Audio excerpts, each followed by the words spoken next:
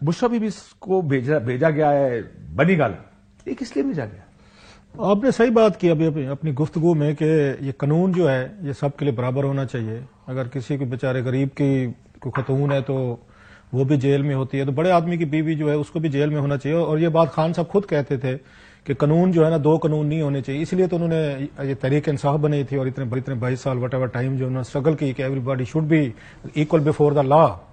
تو یہ تو ہم سنتے تھے، لیکن پاکستان میں بہت ساری باتیں سنی جاتی ہیں، کہی جاتی ہیں، کی کچھ اور جاتی ہیں. یہ درخواست پہ ہوتا ہے یا یہ کسی نے خود ہی فیصلہ کر لیا کہ ادھر بھیجوں؟ میرے خیال دو تین اور فیکٹرز ہیں جو اب تک سامنے آ رہے ہیں. ایک تو یہ تھا کہ اڈیالہ جیل کے بارے میں کہا جا رہا تھا کہ اس کو تھریٹ ہے، شاید کچھ دن پہلے ایک تھریٹ آئی تھی، اور شاید یہ پریسیڈنٹ بھی نہیں بنانا چاہ رہے تھے کہ وہاں پہ یہ عمران خان صاحب بھی وہیں پہ ہیں اور ان کے سپوز بھی وہیں پہ قید ہے. اتنی بڑی یہ جیل ہے کیونکہ 7-8 ہزار سے زیادہ وہاں پہ قیدی ہیں اور بڑے ڈینجرس قیدی ہیں. کل میں مریم نواز کو سن رہا تھا، انہوں نے کہا جی میں اور میرے والد صاحب ایک ہی جیل میں تھے. وہ باپ ملنے نہیں دیتے، وہ غلط بحث ہے، لیکن ایک ہی جیل میں. اچھا اس میں کیونکہ انہوں نے کہا جی ہمیں ایک تو تھریٹ آئی ہوئی تھی، پلس یہ تھا کہ 8-10 ہزار وہاں پہ کنوکٹڈ، وہ ساری کنوکٹڈ تو نہیں کہنا جی، بہت سارے کنوکٹڈ ہوں گا بھی، بہت ساروں کا ٹرائل بھی چل رہا ہوگا، تو بڑے ڈینجرس قسم کے وہاں پہ وہ بھی ہیں، ٹیررسٹ بھی ہیں، یہ بینڈ آرگنائزیشن کے بھی ہیں. اور مجھے یاد ہے میری کسی جیل حکام سے بات ہوئی تھی جب اٹک جیل لے کر گئے تھے، میں نے کہا جناب یہ آپ ان کو پنڈی جیل میں نہیں رکھا تو اٹک جیل لے گئے، کیونکہ خان صاحب کو تنگ کرنا مقصود ہے یا کوئی سکور سیٹل کرنے. کیونکہ آپ کو یاد ہوگا نواز شریف صاحب اٹک میں رہے تھے، اگرچہ وہ قلعے میں رہے تھے، لیکن بات تو ہے کہ انہوں نے ایک بڑی اہم بات بتائی تھی. انہوں نے جناب کہ آپ کو میڈیا تو یہ کہہ رہے ہیں کہ شاید کہ ان کو ہم پنش کرنا چاہتے ہیں، سزا دینا چاہتے ہیں، تنگ کہتے ہیں. نہیں، یہ اڈیالہ جیل جو ہے یہاں پہ سب سے زیادہ ہارڈینڈ یہاں کرمنلز بھی ہیں، ڈینجرس یہاں پہ لوگ بھی ہیں، اور اس سے بڑھ کر اس کی کیپیسٹی جو ہے وہ 3-4 ہزار کے قریب تھی. 8-10 ہزار بندے ہم نے رکھے ہوئے، سو ان کو مینج کرنا، کراؤڈ کو ذرا اگین سنبھالنا. خدا نہ خاصا کوئی جیل میں بعض دفعہ کوئی آپ سچویشن ہو جاتی ہے، کوئی رائٹس ہو جاتے ہیں، کوئی پرابلم ہو جاتے ہیں. ان کا یہ کہنا تھا کہ سیفٹی ہم نے ریزن کو سامنے رکھ کے خان صاحب اٹک جیل میں رکھا تھا، جہاں پہ یہ ان کو سہولتیں بھی زیادہ مل سکتی تھیں اور ان کے لیے بہتر بھی تھا. اور آپ خان صاحب وہاں سیٹل ہوئے، اور جب بڑی انٹرسٹنگ بات ہوئی، ان کے وکیلوں نے کہا کہ ان کو اڈیالہ جیل شفٹ، اور تنگ ہوئے تھے یہاں پہ آ کے. پیچھے سے انہوں نے کہا میں نے کب کہا مجھے کہتے میں تو اٹک رہنا چاہتا ہوں. اٹک میں وہ ہیپی تھے. اور یہاں پہ آ کے ان کو خاصی، آپ کو یاد ہوگا پہلے جو 2-3 ہفتے تھے خان صاحب بڑے تنگ ہوئے تھے یہاں پہ اڈیالہ جیل میں. ان کو وہ آپ کو یاد ہو فیسلٹیز نہیں ملیں تھیں، اور ان کو جج صاحب کو کہنا پڑ گیا تھا کہ فلاں مجھے فیسلٹیز لے کے دیں جو ان کو وہاں پہ سائیکل چاہیے یا وہ چیز بار لگائی تھی انہوں نے. سو ایک تو یہ چیز تھی کہ جناب کہ یہاں پہ اگر ہم ان کو رکھتے ہیں، جیل کے اندر آلریڈی تھریٹ آپ کو آ چکی ہے.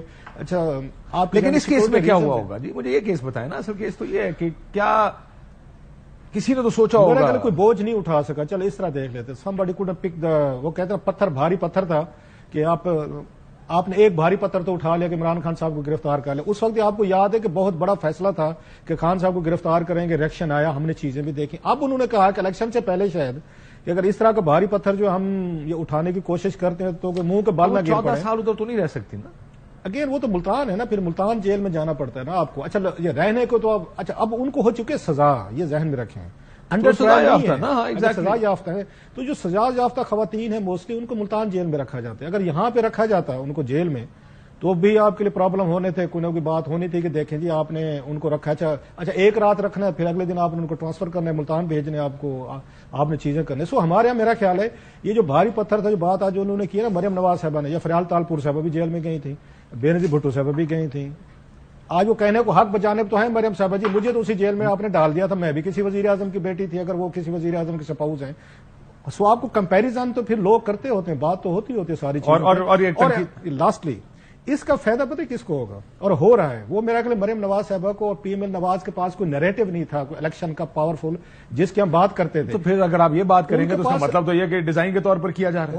اب میں بھی اب وہ ان کو سامنے آنا چاہیے. اب یہ نیریٹو بنائے گی، پی ایم ایل نواز بنائے گی. مجھے بڑا مشکل لگتا ہے یہ کہ یہ درخواست کی جائے اور ریٹن درخواست کی جائے کہ جی مجھے بنی گالا میں اگر رکھ لیں 14 سال تو اب تک درخواست سامنے آئی نہیں ہے. اگر ہوتی تو میرا خیال اب تک واٹس ایپ آپ کے سوشل میڈیا پہ چل رہی ہوتی وہ کرنے ڈیفیم کرنے کے لیے. سو اگر ہیونگ سے ڈال دی، یہ مریم نواز صاحبہ کے لیے بڑی اچھی چیز ہوئی. اگرچہ وہ ناراض تو ہو رہی ہیں، اینگری تو ہیں، لیکن ہیونگ سے ڈال دی، اندر سے وہ سارے خوش ہیں. اب وہ ٹارگٹ کریں گے، ہٹ کریں گے. اگلے جو 5-6 جلسے رہے گے نا 6 دن، یہی ٹاپک ہوگا. یہ دیکھیں جی مجھے جیل میں ڈال دیا تھا، جو بات ٹھیک بھی ہے ان کی.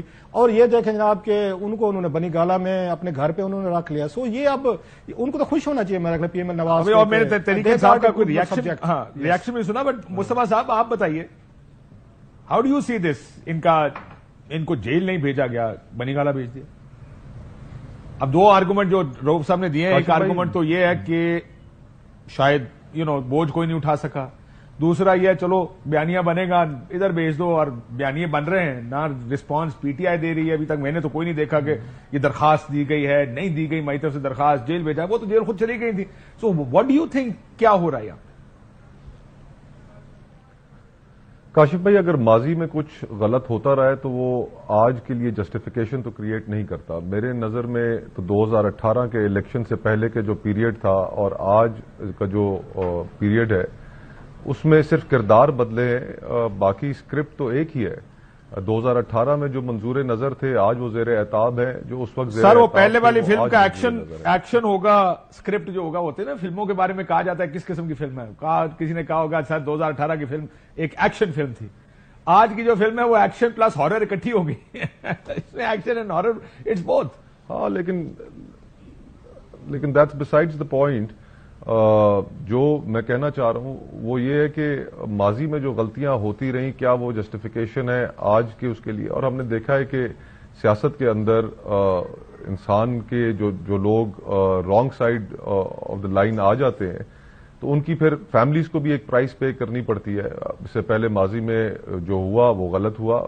مریم نواز صاحبہ کے ساتھ غلط ہوا، کلثوم بی بی کے ساتھ غلط ہوا، شہید بے نظیر بھٹو کے ساتھ غلط ہوا، نصرت بھٹو صاحبہ کے ساتھ غلط ہوا. اور میں نہیں سمجھتا کہ اس طرح جن صاحبان سے، عمران خان صاحب سے واقعی اگر سکور کو سیٹل ہونا ہے تو خواتین کو اس سے باہر رکھنا چاہیے. میں اس سوچ کا حامل ہوں. بالکل باہر رکھنا چاہیے، لیکن یہ تو ایک ٹیکنیکل معاملہ ہے. اس میں یہ نہیں ہے کہ ان کو کسی شک کی بنیاد پر یا کسی انکوائری سٹیج پر گرفتار کرنا چاہیے یا نہیں. یہاں پر سوال یہ ہے کہ ٹیکنیکل معاملات تو اگر آپ نے دیکھنے تو پھر کس قانون کے تحت میاں نواز شریف صاحب کو ایئرپورٹ پہ جب وہ اترے تو ٹیکنیکلٹیز میں جانا ہے تو ایئرپورٹ کے اوپر جو فیسلٹی ان کو دی گئی کیا وہ ٹھیک تھی؟ سر ایئرپورٹ آپ بہت آگے آ گئے. ان کو تو یہ فیسلٹی لندن میں پرووائڈ کر دی گئی تھی جب آپ کے سفیر ان کو سی آف کر رہے تھے. انہیں لندن سے اڑنے سے پہلے سے پتا تھا کہ میاں صاحب کو کچھ نہیں ہوگا. اس سے پہلے بھی کہ پاکستان میں یہ فیسلٹی کس قیدی کو اویلیبل ہے کہ وہ باہر کے ملک جا کر اپنا علاج کرا سکے. ٹیکنیکلٹیز پہ آنا ہے تو پھر ٹیکنیکلٹیز میں تو اس کی بھی گنجائش نہیں تھی. ٹھیک، تو یہ ہم سب کو حقیقت کا پتا ہے کہ پاکستان میں کیا حقیقت ہے. ہم اس سے صرف نظر کر جائیں وہ ایک الگ بات ہے. لیکن میں یہ سمجھتا ہوں کہ جہاں پر مشکلات ضرور ہیں تحریک انصاف کے لیے یا کسی بھی جماعت کے لیے ہوں، جو پاکستان کی سیاست ہے آخرکار ہم نے انہی حالات کے اندر سیاست کرنی ہے. اس کے اندر فیملیز کو باہر رکھنا چاہیے. اور مجھے مریم نواز صاحبہ نے اگر یہ سٹیٹمنٹ دی ہے، اس معاملے کو اٹھا رہی ہیں، تو مجھے ان کی اس گفتگو میں وینجنس کا عنصر زیادہ نظر آتا ہے. انسان کے ساتھ اگر خود کچھ بیتی ہے تو وہ چاہتا ہے، میں تو کم از کم اپنے خود تو یہی چاہوں گا کہ اگر خدا نخواستہ میرے ساتھ کچھ ہو تو وہ میرے کسی مخالف کے ساتھ بھی نہ ہو. انسان کو گریشیس ہونا چاہیے، اس کے اندر تھوڑی بہت ایک ایمپتھی ہونی چاہیے.